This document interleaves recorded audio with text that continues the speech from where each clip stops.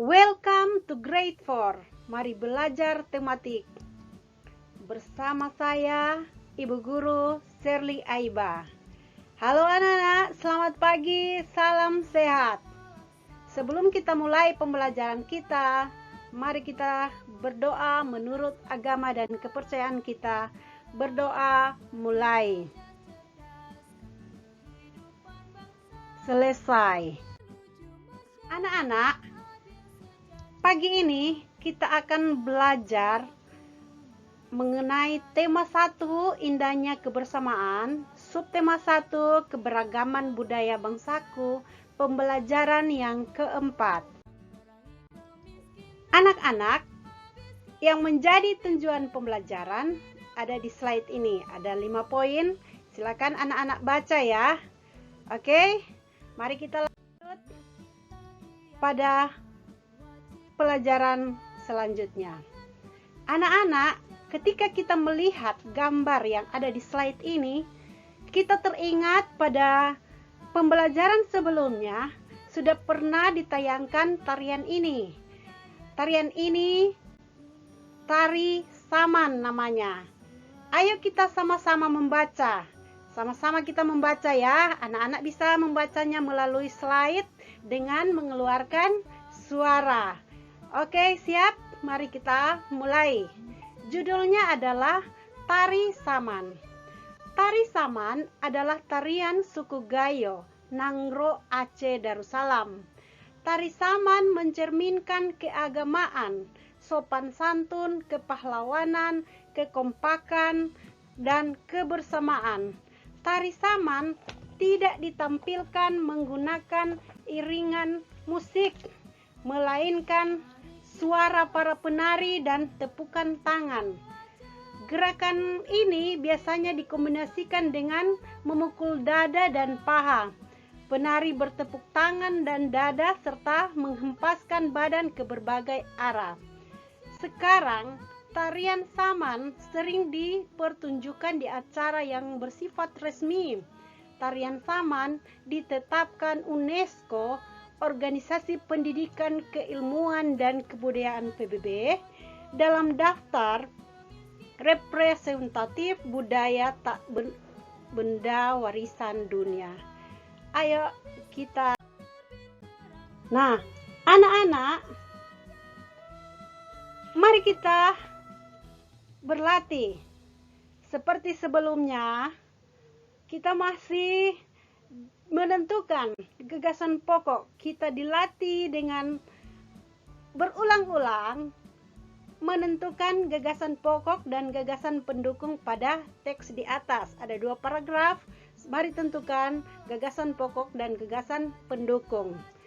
Kedua, organisasi apakah UNESCO itu? Boleh dijelaskan?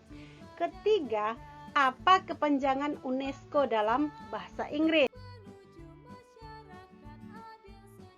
Kamus ataupun di Google atau di media apa saja. Oke anak-anak, kita lanjut. Salah satu nilai yang terdapat pada tari saman adalah kekompakan dan kebersamaan. Meskipun terdapat keragaman pada penarinya, tapi dilakukan secara kelompok dan menghasilkan suatu pertunjukan yang menarik dan indah jika dilandasi dengan kebersamaan dan persatuan dan kesatuan. Nah, anak-anak, apakah yang dimaksud dengan persatuan dan kesatuan? Coba adik-adik lihat gambar di samping ini. Gambar apa ini? Teliti secara seksama. Ini adalah gambar lidi. Gambar lidi ini, jika kita akan patahkan, akan mudah sekali ya. Nah, pada gambar yang kedua, gambar apa ini? Ini adalah gambar sapu. Nah, anak-anak, coba anak-anak patahkan sapu yang ada.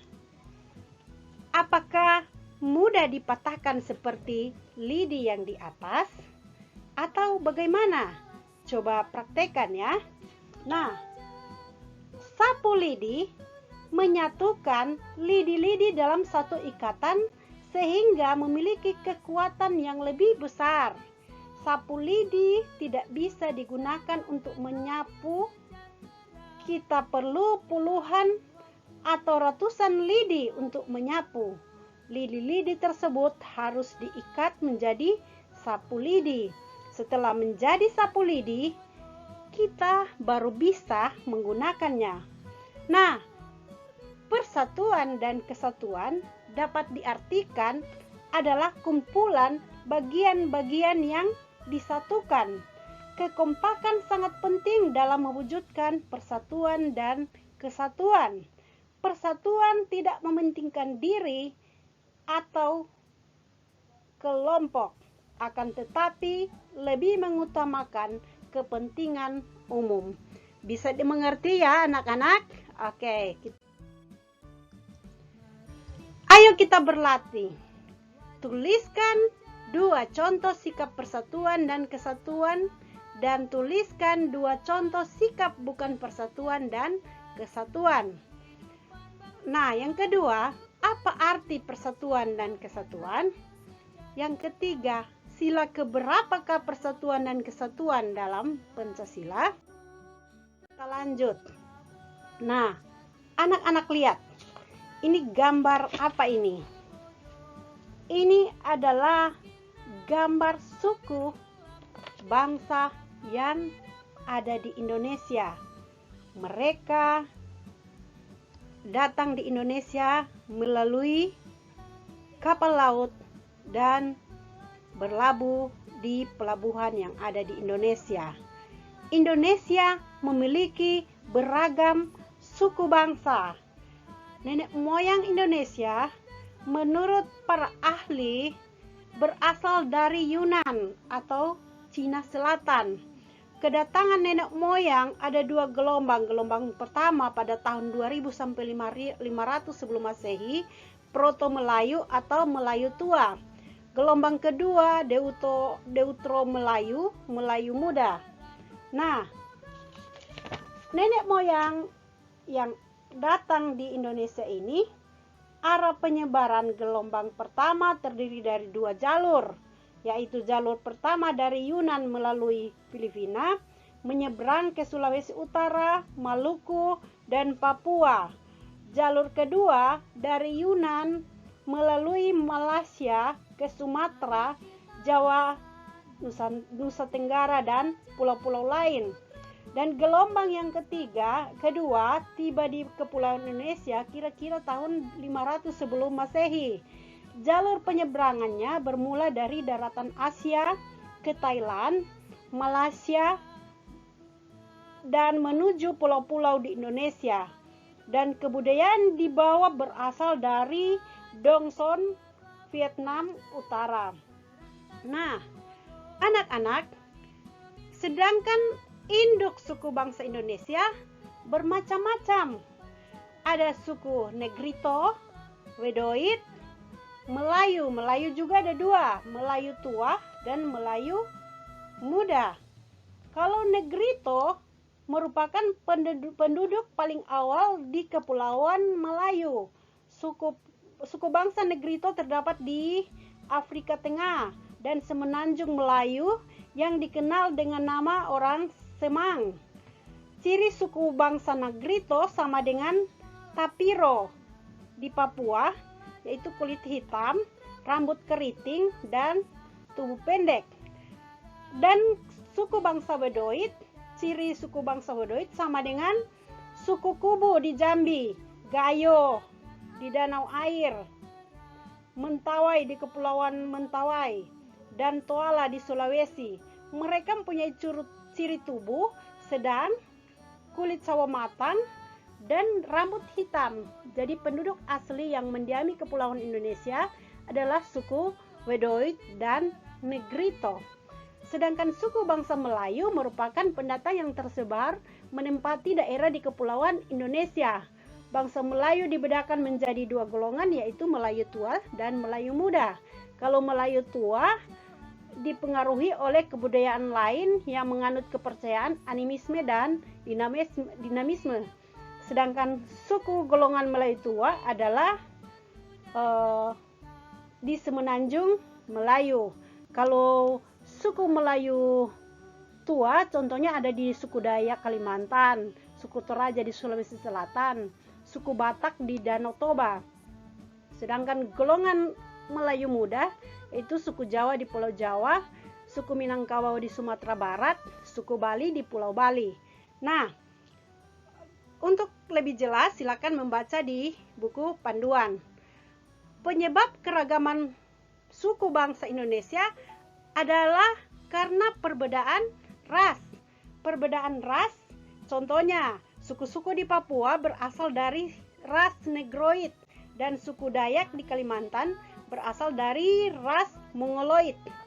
Dan kedua, kenapa beragam? Karena disebabkan oleh lingkungan geografis. Contohnya suku Tengger yang di wilayah pegunungan dengan suku Bugis yang hidup di pesisir.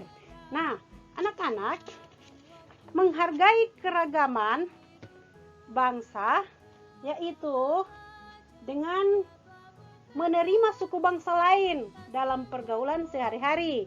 Meskipun mereka punya adat kebiasaan bahasa yang berbeda, tapi kita harus bergaul dengan siapa saja. Kedua, tidak menjelek-jelekan suku bangsa yang lain, tetap menghargai harkat dan martabat sesama kita. Nah, anak-anak, dengan keragaman yang ada, kita harus mensyukuri apa yang Tuhan berikan dan kita semua disatukan oleh Bhinneka Tunggal Ika. Anak, dari cerita di atas, kita bisa berlatih, carilah identitas suku bangsa di Indonesia dengan melengkapi tabel berikut ini. Ini Mem kasih contoh suku Talaut, Provinsi Sulut, dan bahasa daerahnya apa semuanya sudah Mem kasih contoh. Dan adik-adik melengkapi tabel yang selanjutnya. Oke anak-anak, Ibu harap semuanya dimengerti dengan baik. Oke, terima kasih sudah memperhatikan pembelajaran. Terima kasih sudah menonton video ini. Tetap jaga kesehatan, tidak keluar rumah, belajar di rumah, dan selalu memakai masker ketika bercerita dengan orang lain. Jangan lupa cuci tangan dan selalu menjaga jarak. Terima kasih sudah nonton. Jangan lupa like, share, dan subscribe. Ting ting. Salam sehat.